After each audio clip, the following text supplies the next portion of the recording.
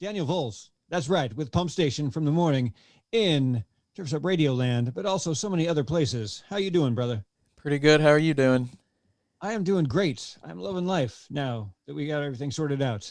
Yes, yes. Sometimes there's some glitches, but you know what? I think that makes for sometimes an even better show. Yeah, no, it's good. It's good. I like it. I like it. Fitness fanatic, like you said, have a podcast. I have a show, the Pump Station on Turfs Up Radio. Personal trainer. I own my own studio gym. I'm just super into health and fitness, and basically just trying to improve your life through those ways. And it's not just a physical transformation that people see, and when they dive into the health and fitness world, it's mental, and it's like a game changer when it comes to not just your own life, but when you're living your best life, as some people say, you can really affect other people's lives in a positive way as well. Yeah, absolutely. And you went to school specifically for this. Yes, I'm actually an exercise science major. Graduated from Northern Kentucky University, 2018. Go Norse. So the degree that you have, is there, like, a lot of degrees have a specification of a certain area that you're kind of targeting and things like that. Is that the case with yours? Not really. We focus on kind of a broad range of population as far as, we have quite a bit of classes that delve into like the populations that are either sick, coming off of like a heart attack, coming off of, they might have COPD, and then dealing with populations that have some type of obstacle, maybe a disability, working with people, that have all sorts of just things that are physically holding them back from maybe doing a traditional workout program that, we learned how to work around that. And, even to the populations of athletes, and just basically just working with the average person was another area that we focused on, because that's most of the people that we deal with in the world are just people that, maybe gained a few pounds and just looking to take it off, or want to add some muscle, or, whatever their goal is. It's kind of, that's the major population that we tend to work with, unless we're working in hospitals. Oh, sure, definitely, yeah, with like physical therapy sort of scenario. Kind of like pulmonary rehab, cardiac rehab, stuff like that, which, was very interesting, but just not my cup of tea. I wanted to kind of work with a healthier population, and so I kind of chose the other routes.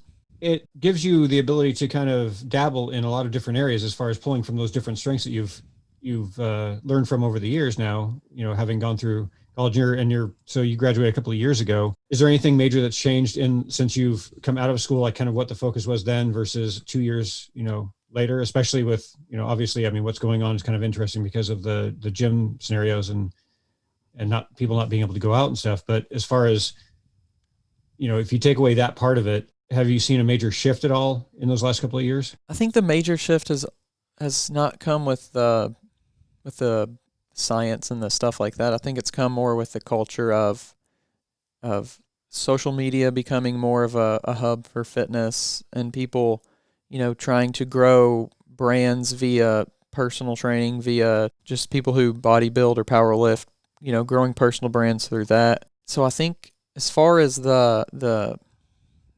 how-to, it really hasn't changed. And, of course, in any industry, you're going to have your improvements in technique or improvements in product or whatever that might be. But the strict how-to has kind of stayed the same in the fact that, hey, if you want to get stronger, this is what you do. If you want to lose weight, this is what you do.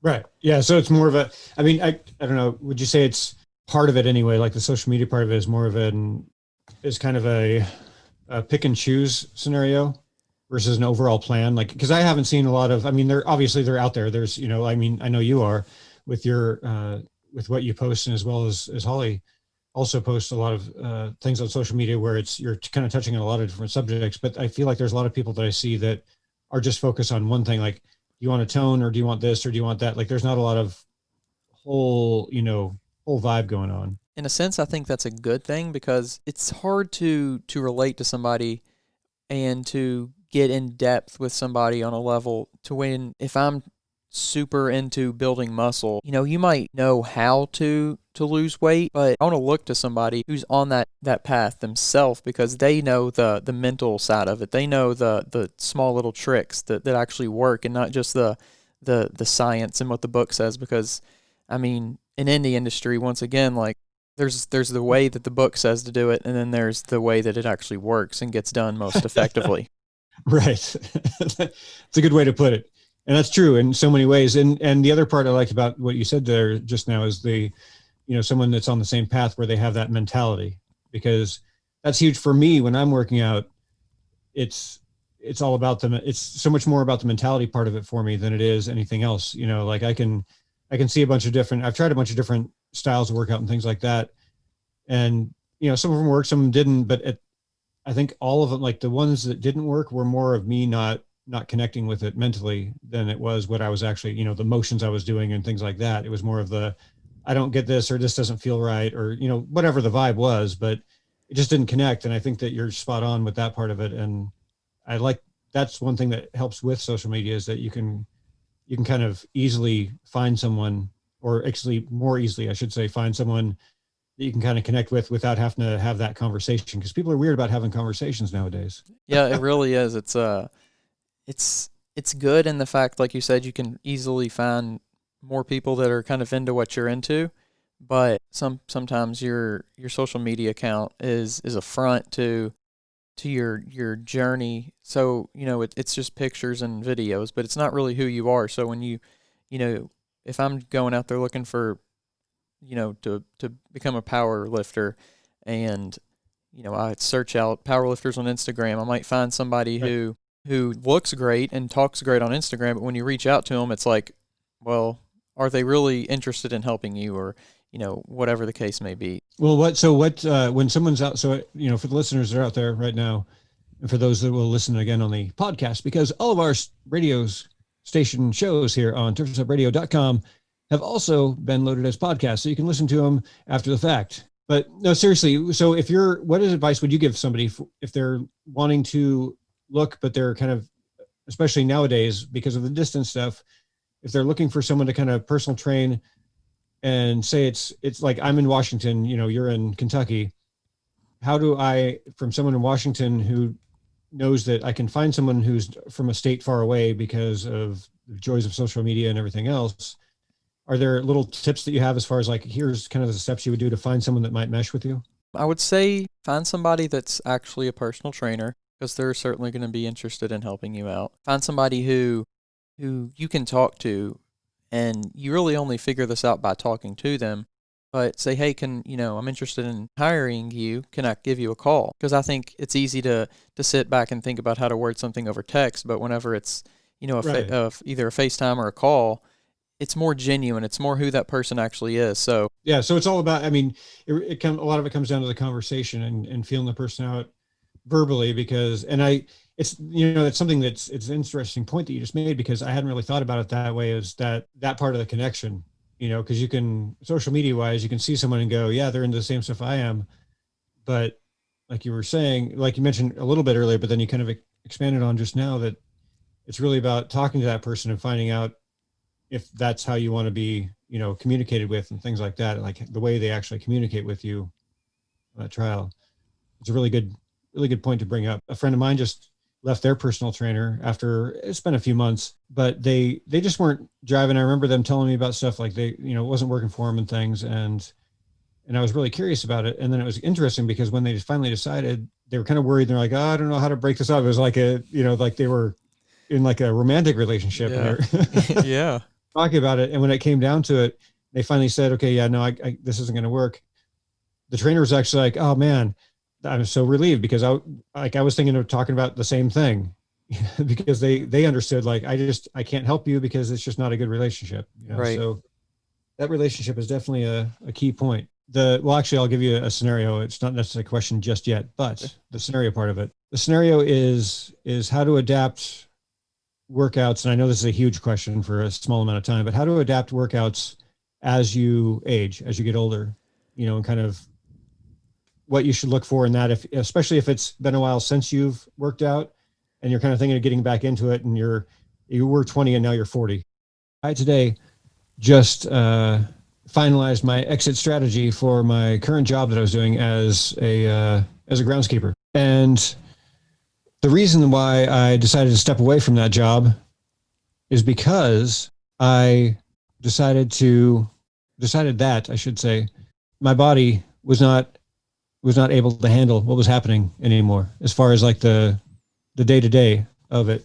And I mean, you know me, you know my history and things like that, as far as like, you know, being in the military and all the crazy stuff that happened to me. So I'm trying to figure out, because I had to leave the job in order to basically save my joints, save my happy place. And most of it is joint pain. A bit of it is muscular, but a lot of that has to do with, you know, the joint pain and overcompensating. And I haven't worked out steadily for a long time. So what would be a couple of tips that you would have for someone who's like, hey, maybe I need to work out a little differently now that I'm getting older in order to continue to be able to actually do things? Not anything crazy, you know, not like heavy lifting and stuff like that. I'm just saying, like, you know, just to kind of keep things going. I would say to start off slow, to work at your own pace. Just figure out what you're capable of first. So a good way to do that is just going for, I mean, you know what you're capable of, but for somebody that I just have no idea, like say if they want to do something, hey, just start off with a walk, start off with a going to the end of the, end of the street, and then seeing if that's good. And then if you can, just go a little further and go a little further the next day if you can. Then if nothing arises, no problems really arise, and it's simply a matter of getting back into shape, then I think, in a month or however long it takes for us to figure it out, we say, okay, now what's your specific goal? And then, I would write a program that would help fit that specific goal. So I think the willingness or too much eagerness to jump into achieving something right away may be the problem. Sure. When you have that break in that long break in exercise, it's all about just getting back in there, moving your body, and creating a base. Yeah, I like that. That's a good way to put it. Making a base. See, and it was weird for me. You know, it's funny because because I was on your podcast back, it seems like years ago. It does. So many days ago, so many weeks ago, so many months ago. It's been quite a while. I can't remember how long it was, but we were talking about the military and the different fitness things I got from it. And I was laughing to myself this morning going into work, because I knew I was talking to my boss about transitioning out, and not doing the groundskeeper position anymore. And I kind of chuckled to myself, because one of the things that I also got from the military was not giving up, as far as like, oh, this hurts, I'm still going to go, Right. Yeah. and overstressing it. And it used to work back when I was younger, not so much anymore. Now I'm like getting to the point where, it used to be you get to the end of the week and you're kind of sore a little bit, whatever. And then by Monday, you're ready to go again, or whatever your Monday is, after you have a couple of days off. And I like recently, within the last month or so, I got to the point where I didn't have any like that. That didn't happen. It was just the same soreness every single day, Right. going through. And I was like, okay, I can't.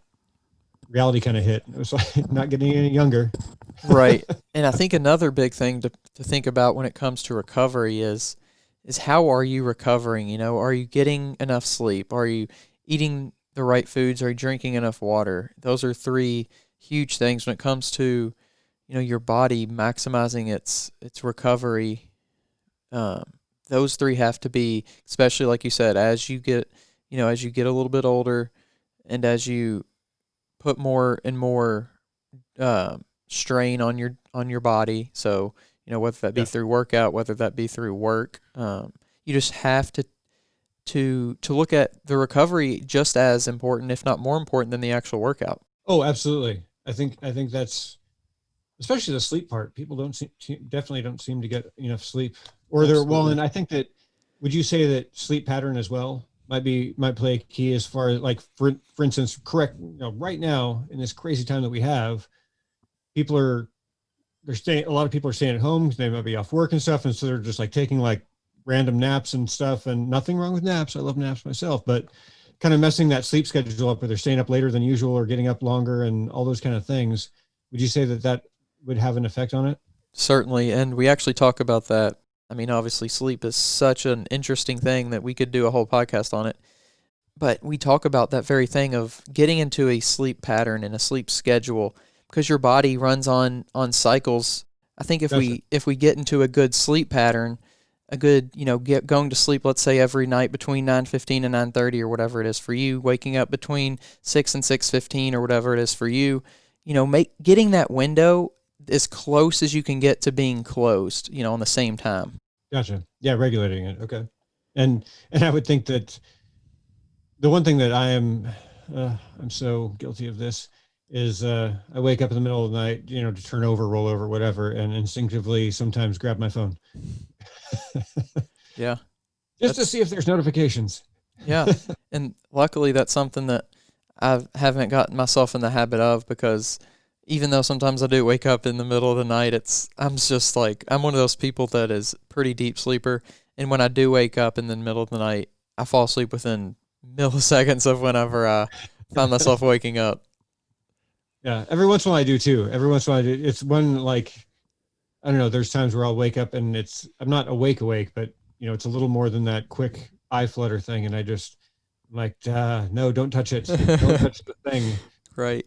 I need to get myself one of those old school alarm clocks. That way I don't have to worry about it, so I don't have to use that as an alarm. I know, and then put it all the way across the room so I can't hit snooze on it. Absolutely. Oh, see, that's something to do for Liz. That's something to do for Liz because she's one of those people that sets like 19 alarms, but snoozes one after the other. It's like it Yeah. goes off and that one gets turned off, and then 2 minutes later another one goes off, and it's like this is 38 minutes of hell. Yeah. That's funny because I'm the person that, you know, you ask anybody, I'm the person that has alarms all throughout the day, and the kind of joke is, what was that one to remember to breathe, and but I've gotten a lot better when it comes to morning alarms. I found myself definitely getting up, right, at least 5 to 10 minutes right on cue. So that's certainly something people should consider, is really tightening down their sleep, waking up and going to sleep schedules. Yeah, that's good advice. Good advice. Now, what about, so when you get up, what makes you get up in the morning, as far as like when you're like, I really want just like 5 more minutes of sleep. And by 5 minutes, we all know we mean like Yeah, half an hour. 25 minutes. Yeah. I mean, honestly, I learned this trick from a book I was reading a while back. One of the tricks to doing something hard, such as getting out of bed early, was count to three. And one is, I can't remember specifically. It was like one is pull the covers away. Two is Okay. is get on the edge of the bed, and three is stand up. And I did that for so long. It wasn't that long. It was maybe a month. But Sure. once I started doing that, and then I stopped doing it for a while, but I found myself thinking about it again, and it was so easy to fall into that habit again. So the Okay. and that's not really a motivation as much as it is just a habit, just Sure. Well, yeah, habits are good. Habits are a good thing. right. Well, some of them, I should say. Well, yeah, that's true too. Healthy habits, good habits, but Yeah. then just the motivation of, I like my time in the morning to where I can get up, I can have some time for myself before work starts, and a lot of times I get up and do stuff for my podcast, or I do stuff for my Instagram, but it's a time that I can, engage in something that I love doing. Yeah. And I think that the mind has a lot of power that we don't really utilize, much like our cell phones. That's, yes, very true. People buy a cell phone and they spend a lot of money on it, and then they're like, oh, I just use it for calling and texting. Yeah. Yeah. Why have, this massive computer in your hand? And I think that we forget that sometimes too. And it was cool that you mentioned that you stopped doing it, but it was really easy to get back into it just because it was a habit, and it's habits are habits, like whether it's smoking or other things. I mean, that one is more of a chemical habit, but it's also a mental habit. I mean, I smoked for 20 years. So for me, when I went to quit, it was far more the mental part of it than it was the physical part, the nicotine or anything like that.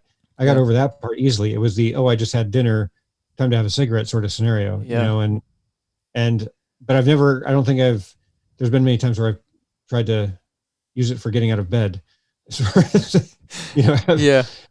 the having those steps. So I'll definitely have to try that, because every once in a while, I'm supposed to be on the carpool, and then I get all sleepy. Incorporating good habits into your routine. So making, getting up early a part of your routine, making it a habit, making these things habits to where days when you don't have that motivation, it's still something that you do. That if we just started doing healthy habits day in and day out, we wouldn't even think about it anymore. And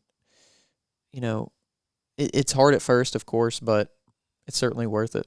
So when you, as a personal trainer, bring on a new client, month long, like, you give them like the first month is kind of your like, okay, I'm going to bring you on as a month and we're going to figure things out, kind of do a diagnostic, and then we'll come up with a plan. So is at that point, how do you kind of sell your program yourself? And by program, I just mean, your personal fitness programs that you do for people, where you personalize it for them. Is it more of a, hey, let's spend 3 months and the first month will be this and this and this? Or, how do you kind of work out that plan for them? It's very personalized. So somebody that has been going to the gym consistently for a year, 2 years, 3 years, whatever it might be, that person, I'm not too worried about seeing what they can do. I mean, to a certain extent I am, but it'll be a week. Sure. It'll be a week because everybody, I mean, this, everybody eats healthy and everybody works out. You know what I'm saying? Like, everybody does, but then when it comes down to it, nobody does. So you can't take it based on somebody's word so much as you have to take it a combination of their word and then see, how they handle themselves around weights and see if what they're saying is legit. And then, if it comes out that, hey, they do have some experience and they do know what they're doing, then we progress on, and maybe it's just a week, maybe it's a month. Partially it's about education as well. So, not just saying this is what we're doing today and we're going to do it. You tell somebody why you're doing it. You explain the importance of why you're doing what you're doing. And then you listen to what they're saying as well. I told you that I wouldn't keep you too much longer, because I promise. And I always promise, mostly deliver, as you know. So that's funny. But before I forget, yeah, that motto didn't work when I was in the military, but it works every once in a while. Daniel, thank you so much for coming on. Daniel Voles, everyone, thank you so much